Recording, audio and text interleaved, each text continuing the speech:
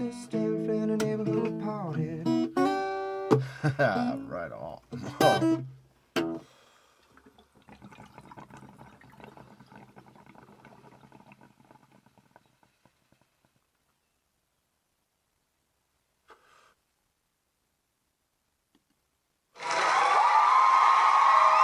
Welcome to Thoughts Off the Stem. I'm Justin Barone, and today we're still smoking Astrolab, Guavacot Kush, Lightspeed, Live Resin, Cold Carrot, baby. It's 73.5% THC and 7.9% terps. It is definitely tasty. I'm pretty sure it's a hybrid, might even be an indica. Not totally sure, but definitely hybridy. Doesn't hit you in the head too hard. Hits you in the body nice. It's a nice relaxing social high. You're not going to pass out off it. You can still maintain, be social, but you're definitely a lot more relaxed. So if you have anxiety, that's probably a good one to go for. I think I said the same thing in the last sesh. So that's what we're smoking in the student glass. And then we're going to smoke Space Race Starship. What is this?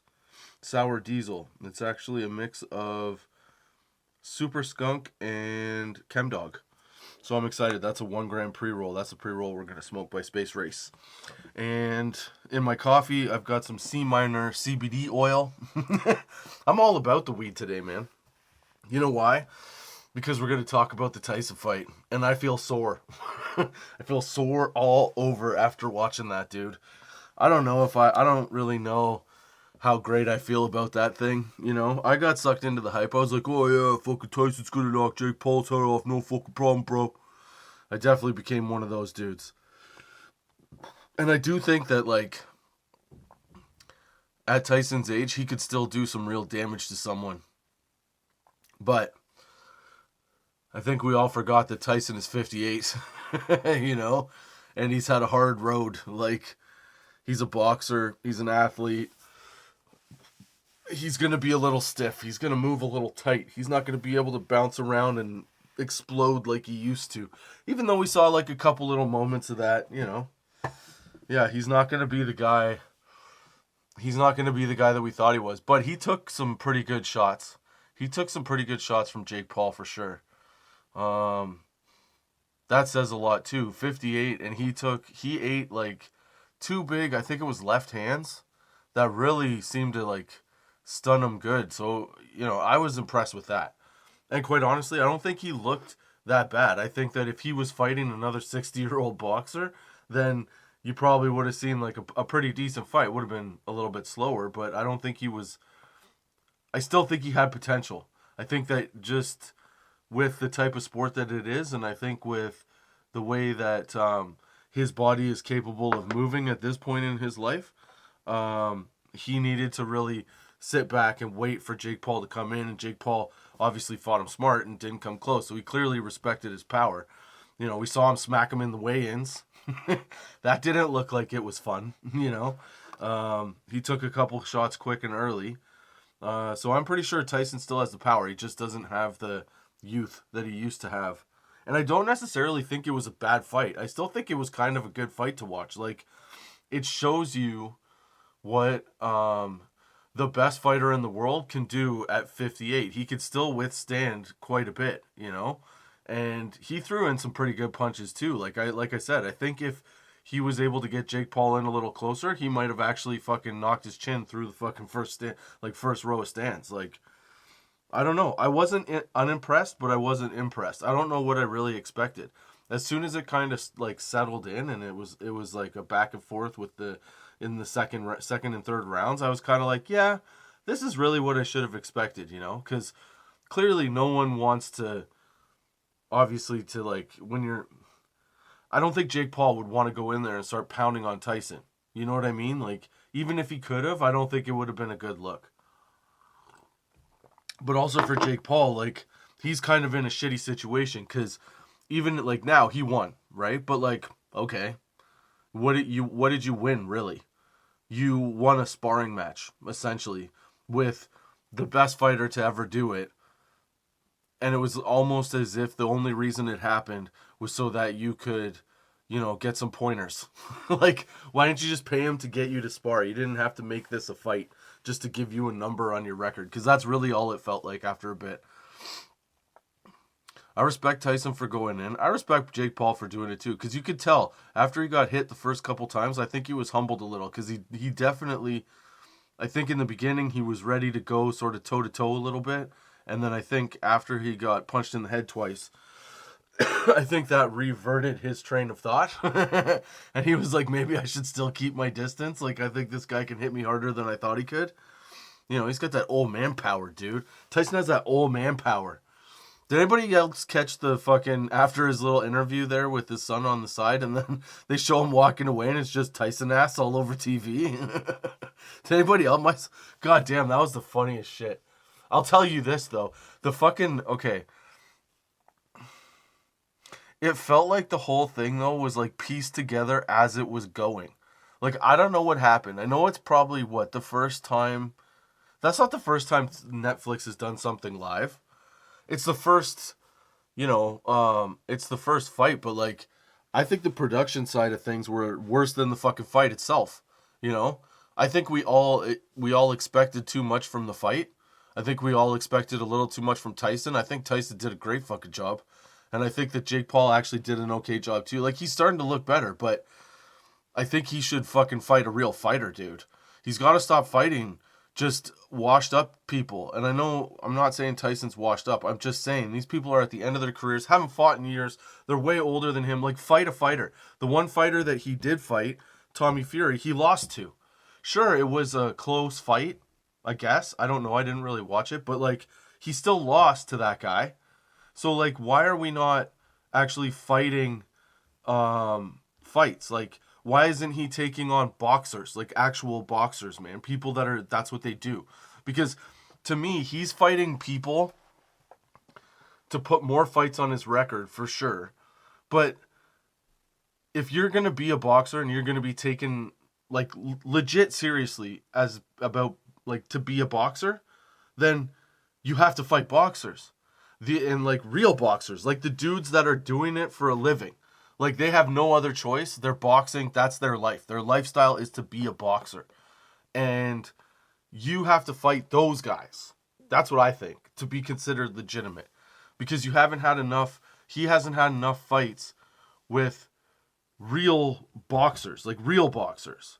Real guys that are active today, actively trying to get to becoming a world champion, or trying to become a boxer, like, make it a career. Like, he's got to fight those dudes. Not fucking Nate Robinson from the NBA. Not fucking Mike Tyson at 58. Like, that's not impressive. The impressive ones are, like, Tyrone Woodley was somewhat impressive to me. I know that everybody says, oh, well, it was fixed and rigged. I don't know, man. I think you just caught him with a good shot. It can happen. Because I'm not saying that Jake Paul is a bad fighter. I just think that he's not really showing his capabilities by fighting non-fighters. Like, if you want to be considered the best fighter in the world, if you want to showcase your fighting skills, you have to fight other fighters, like real fighters, good fighters. Because when you're watching a good fighter, or if you're participating against a good fighter, then your skills automatically get better. And you utilize more of your skill set to try and defeat that fighter. So to sit around and just fight these people that are ex-fighters who aren't really taking any of it seriously doesn't really do anybody any good. Sure, it makes people a lot of money, but if you really want to be considered the best fighter, you have to fight fighters. Like, you have to fight the fighters. Like, it doesn't matter who they are. It doesn't matter if you think they're not good enough. They're still real fighters fighting every day for a paycheck. Those are the guys you have to fight. Not people that are just, like, give one of those guys the paycheck, dude. Like, get one of those guys in there. Let's see how much better you are than them. Because that's the real test. The real test is fighting active boxers that are whatever weight class you want to fight them in, but you have to fight active boxers that are currently trying to achieve becoming world champion. That's my opinion. Because as much fun as the spectacle is of like, you know, fighting, having a fight night with all these different people, like the best fight of the night was what were their names? I'm gonna fuck it up. Taylor and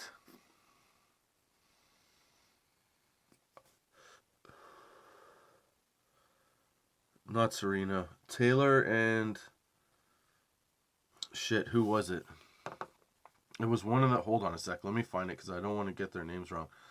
But the two women that fought that for their second fight, dude, that shit, hold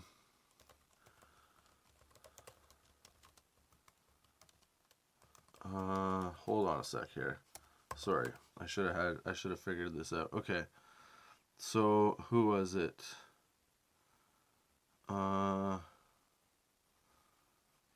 Who was it? Katie Taylor versus, what was her name? Serrano? Oh, no, I can't do that. Katie Taylor versus who? Oh, come on. Who was it? I think it's Serrano, right?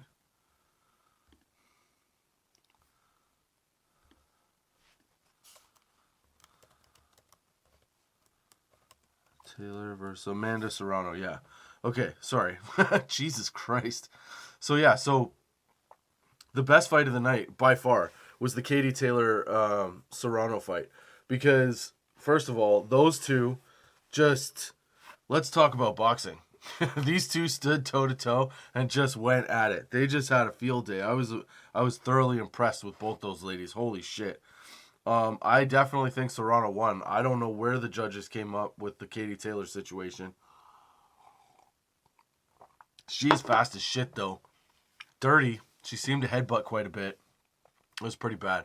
The first fight of the night was kind of crap, but I think those guys, if I'm not mistaken, I think the first fight of the night, those guys are either amateurs or it's like their first couple fights into being pro. I thought the one guy that was showboating, and like dry humping the guy in the corner, I think that he might think a little too highly of himself. I don't know if he's as good as his as how he was really feeling himself. Holy shit, he was showboating quite a bit. But I don't know if he was that guy. I think he should just like keep fighting, see where he goes. Not be a jackass so much. But the Katie Taylor and the Serrano fight, that was definitely the best one. They actually like fought, and they fought well for what? I think it was 10 rounds. It was a slobber knocker. Fucking Serrano had her head cut open by a headbutt. Yeah, it was a good fight though. It's kind of, you know what it's not? I feel like people would probably say or may have said that it's like sad to watch, you know, this kind of thing happen. But like, I don't know. I still kind of enjoyed it. I like the fact that no one got knocked out. I like the fact that I don't know. It was just nostalgic to see Mike Tyson in there. It would have been wicked if he had knocked Jake Paul out, though. Could you imagine? Fucking Jake Paul's just jabbing. He gets like, he starts feeling himself a little too much, and then he pops inside too close real quick, and then Tyson just uppercut, pow! Face right off his body. Front row gets Jake Paul face. And the rest of us just sit there going, holy fuck, he still got the power, dude. Jake Paul's through, you know, he did pretty good too, though. He followed a good, solid game plan. Stay away from him. That was a pretty good idea. That worked out too well. But, like, yeah, I don't know. I don't think Tyson should fight anybody younger. He's just not quick enough anymore. And I'm not saying shit, because if I was in a fight with Mike Tyson, I'd get my ass kicked. I know this. I'm not stupid. I know exactly what's going on. Okay, but we gotta talk about the production value of this whole shit. Because, first of all, I think they actually did crash Netflix. Because at one point, I think we were, where was it? I think it was right before,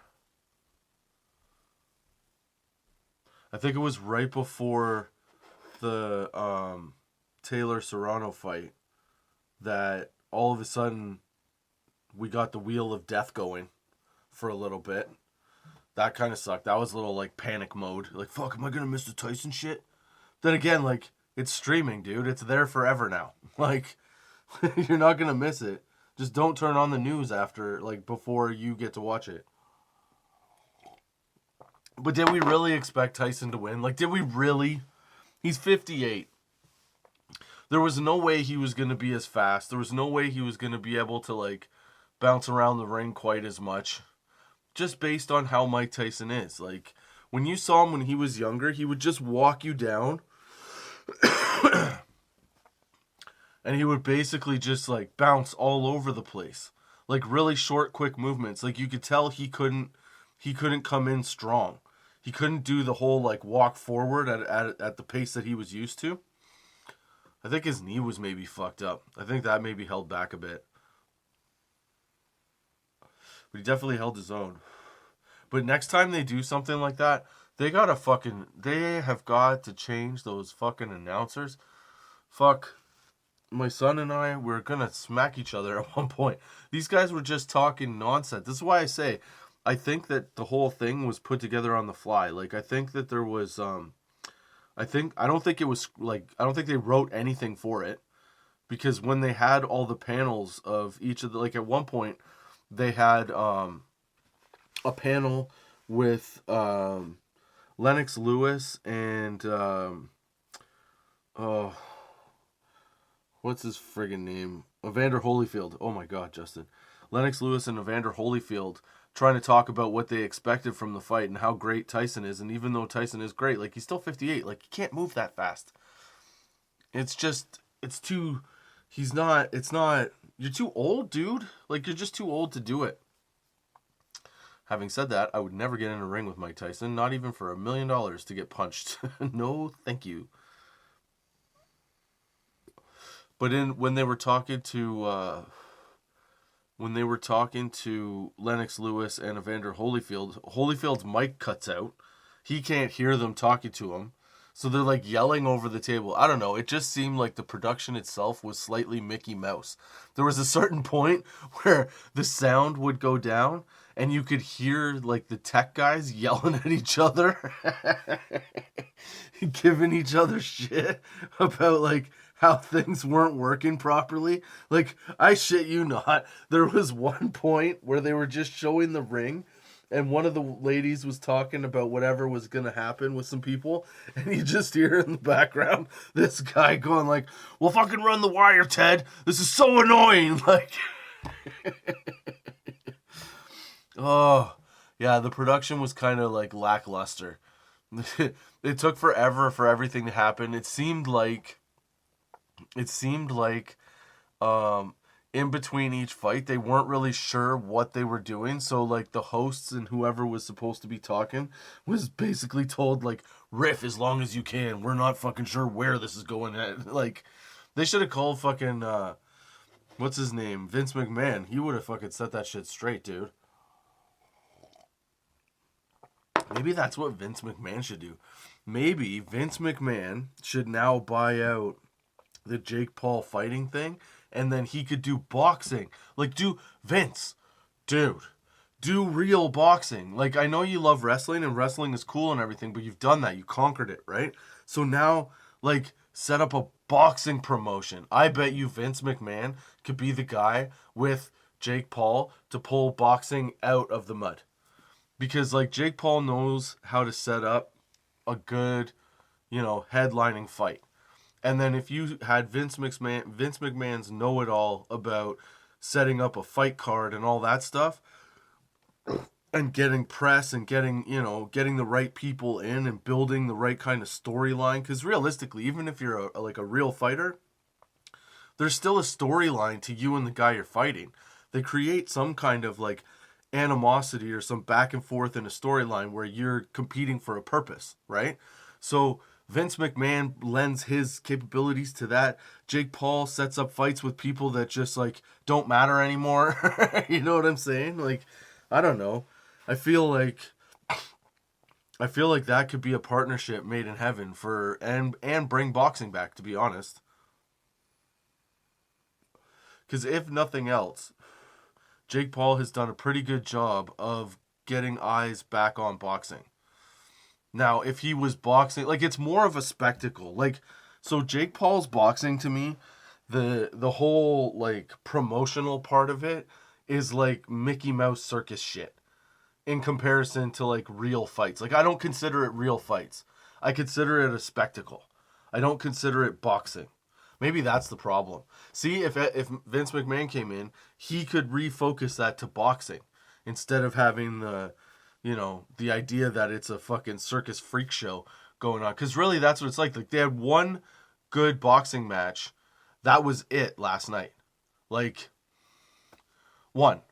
Because the Jake Paul fight it wasn't that entertaining. I mean, it was fun to watch, but it wasn't that entertaining. There were no big shots. There were no big... Like, get in there with somebody that you can actually fight with. And then on top of that, you have to kind of plan out the structure of the night, especially when you don't have regular, everyday hosts hosting your event. Because a lot of the shit that was going on was, like, super Mickey Mouse. Like I said, man, you could hear the fucking tech guys in the background be like, fucking Jim, come on, man, you gotta turn that crank harder, but I don't know what the fuck you're doing. Like, how does that come on air? That's people not having the best. You know, for an event like that, you should have the best of, like, everything, or everything that you can have the best of. And part of that is because of the show, like, you should have really good production, I think. Also, who was the dude that was actually the actual host? That guy drove me nuts. I thought he was going to eat Rosie Perez. Like, are you fucking... Did you not... If you didn't watch it, this guy was in a bright blue suit, like tux kind of thing, right? And he's talking, they're ringside. They're waiting for... I think it was in between... It was the in-between for the Serrano fight. They were ringside. No, sorry. This one was before that. This was for the fight before the Serrano fight. So they're ringside talking, and they're talking about, like, to Rosie Perez and who was it? Roy Jones Jr. was the other one. Now, Roy Jones Jr., obviously, he did a pretty good job because he basically just talked about the boxing of it and, like, what makes it better, whatever. His input was, like, relevant and good every time, okay? Rosie Perez was, like, a cheerleader. So, like, yeah, fight. You know what I mean? Like, they didn't add or play off each other really well. And then the main host guy, it was like he was trying to jam in as many words as he could possibly put in there to make the sentence more flamboyant.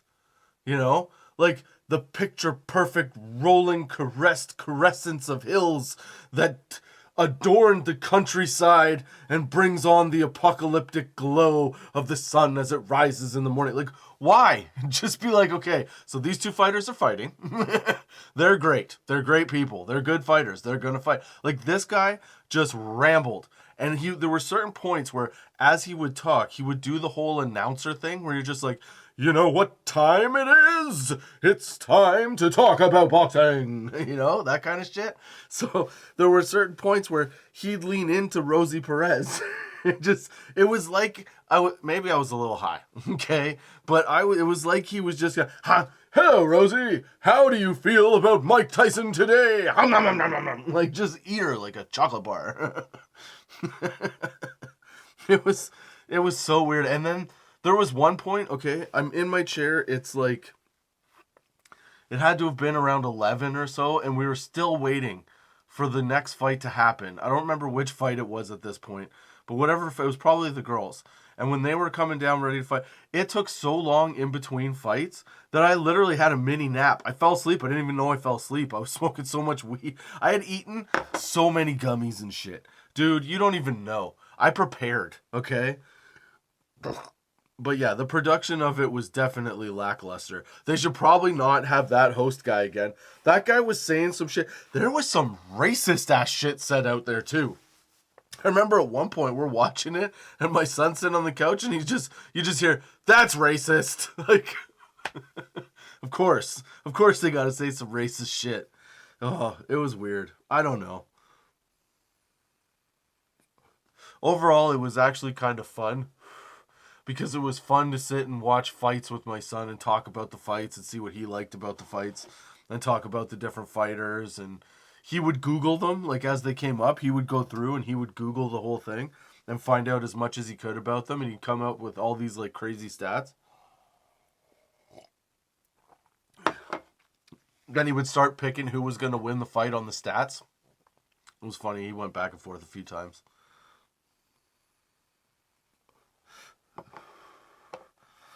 But I don't know that I'm mad at the whole thing of it. I just think that, you know, when stuff like this happens, we all get hyped up and then we don't really keep it in perspective. So I think the fight went exactly as the fight should have gone. You know, I think that if we expected big knockouts and big things, like, that's kind of on us.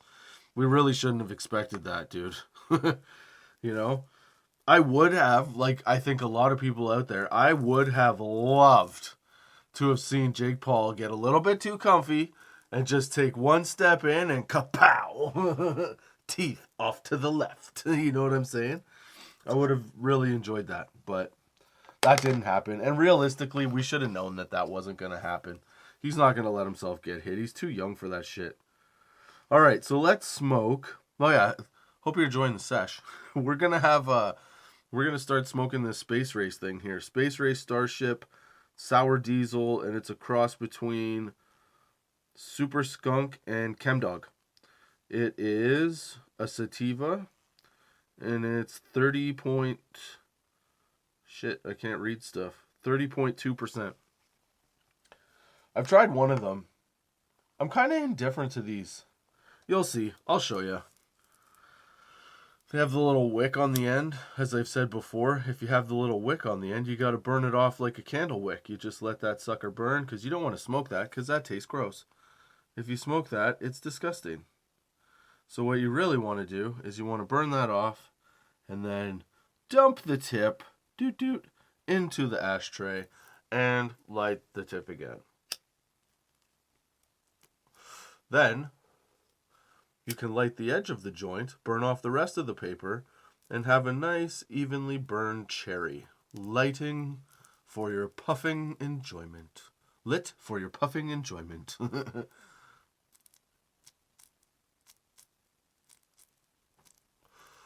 Okay, so first things first. If you're looking for flavor, this is not overly flavorful. I wouldn't say that it tastes like a campfire, but I also wouldn't say that it doesn't not taste like a campfire. No, I'm just kidding. It doesn't taste like a campfire, but it does have a very earthy taste. There's no peppery flavor, but it tastes like if you lit moss, I feel like that's what it would taste like.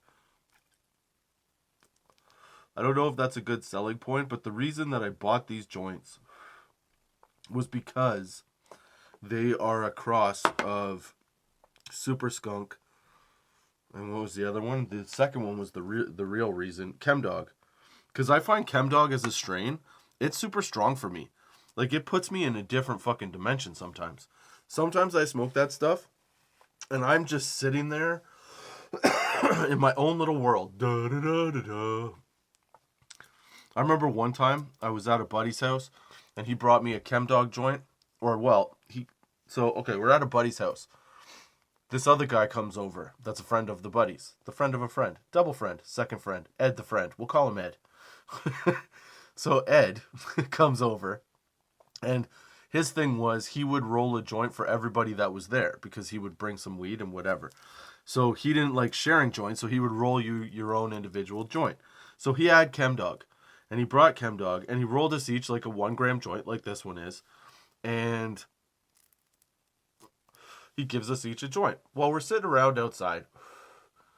And as we're talking, I realize that, like, I'm not even halfway through this joint, and I'm already fucking ripped. Like, ripped. I'm like, wow, I have not been this high in a long time. So I just kind of hold on to the joint. Whatever, no big deal. Joint goes out. Then at a certain point, I guess the conversation had started to include me, and I didn't realize that. So at some point, I look up, and people are like, so what do you think? I'm like, sure, that's good. And they're like, what do you mean, sure, that's good? I'm like, I don't know what we're talking about here. I was on a different planet for a second ago. So that's what ChemDog normally does for me.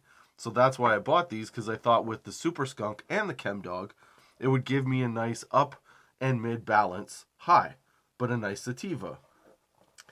I don't find this one as strong as whatever that ChemDog was. I don't know where it came from. It was definitely off the black market at the time. Probably Buddy's homegrown. But that shit was definitely stronger than this stuff. This stuff is okay. I do find that after a little bit, it gets a little harsh, gives you a little bit of a cough. It's definitely uplifting. But yeah, like even right now, it tastes kind of like ashy almost. That's the flavor I would give it. I wouldn't...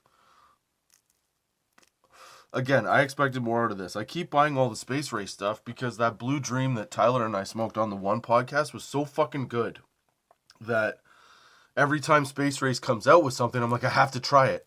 And I've tried a bunch of their stuff, but I found that a lot of their stuff is not that smooth.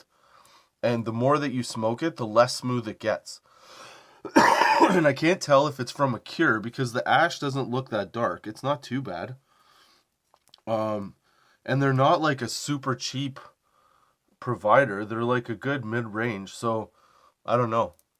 It's not the papers, because I've noticed that no matter... Like, if I smoke it in the bong, because I have Northern Lights, if I smoke Northern Lights in the bong, I notice it's...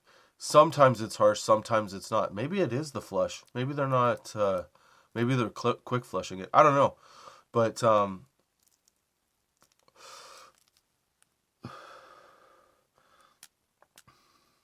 for what this is, there are better sativas out there for sure.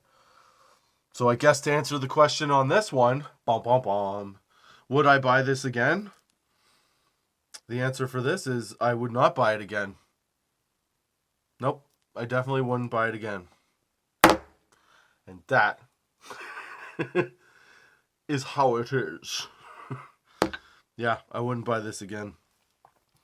Even though I bought two. I bought two because I wanted to smoke a sativa. I smoked it. I smoked halfway through, put it out. Smoked the other half. Put it out about a quarter. When I had a quarter of it left, I put it out. I couldn't smoke anymore. It just gets more harsh as it burns down. It doesn't really have a good flavor. Like, it really does just taste like you're smoking some homegrown weed. That's like unnamed. You know, and the high is okay, but it's not overpowering. For 30.2%, I don't find this... I find that this is like... I've smoked stuff at a lower percentage that gets me higher than this. For sure. So at 30.2%, I don't know.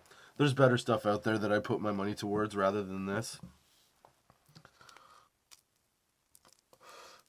Which is also... why I think I watched Mike Tyson on Netflix. Because had that been a fight that I would have had to pay for, I never would have paid for that fight. Not a chance in hell. That was literally just a good way for all those guys to make some like really good money. Which I don't fault them for. But I think we as a society, we gotta like step up and be like, can we not do this anymore? Like, can we stop making a spectacle out of shit? Like, are we so far at a point in society that we can't have any more original thought? We have to keep revisiting what's already been done. Like, think about it. In movies, we're just doing fucking remakes of the same shit repeatedly, right?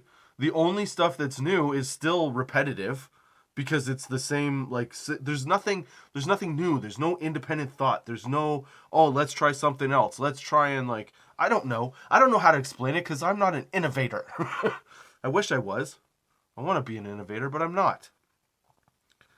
I just feel like we just keep repeating the same shit because that shit was good.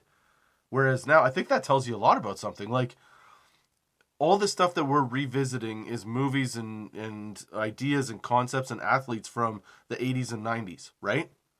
So that must mean that they're good. That they're the last good things, right? Or most competitive or whatever. So now, if that's what we're doing is revisiting that, does that not say a lot about our time? That says that our time right now is that we're not as good as we used to be. We should be progressing and getting better. But instead of progressing and getting better, we're actually reverting and getting worse. So there isn't enough competition for these for people. We have to go back to things that can't exist now at the same level that we want it to. Whoa, that's a trippy fucking thought, dude. Think about that. There's a thought exercise for you. Think about that shit. Our society's hard-on lately is being nostalgic for shit that's already happened and trying to bring it back and make it like as amazing now. But it can't be amazing now because it's not then. It has to be then to be amazing. For it to be anything else, for it to be now, it's not as amazing. Right? But we're trying to relive it. So we keep trying to bring it back and like replay it now with different characters.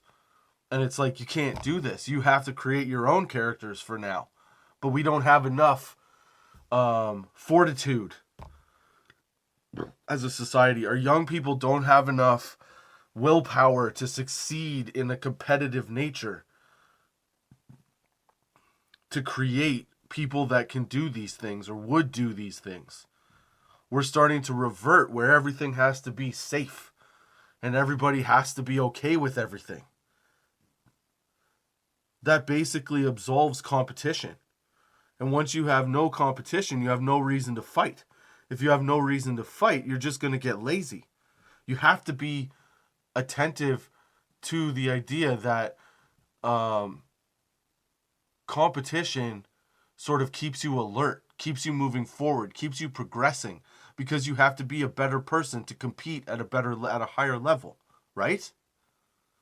Dude, that's what I'm saying. I hope you followed that. I guess what I'm saying is, to wrap all that up, that the Tyson fight taught me that nostalgia is where it should be in the past. We should not bring it back to the future to represent what is great, what greatness is. Greatness is the achievements that people after you perceive. You can't bring that greatness with you forever. So you have to leave that greatness in certain time frames or certain places. But you also have to be aware that there has to be greatness in every place and every time. So you should always strive to do great things. But you shouldn't necessarily try to bring the past to the present to achieve greatness. What? I don't know.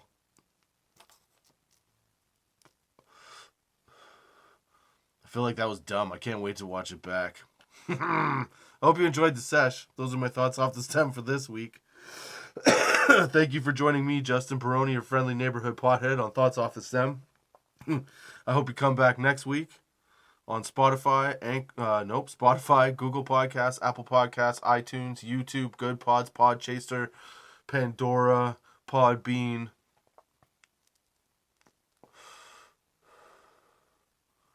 Where else? I don't know. All over the place. Check out tots420.com for all that stuff. All the links. Blog posts. What else? I don't know. I'd say that's about it for this week. Hope you enjoyed the sesh. Until next time, keep your lids low, baby.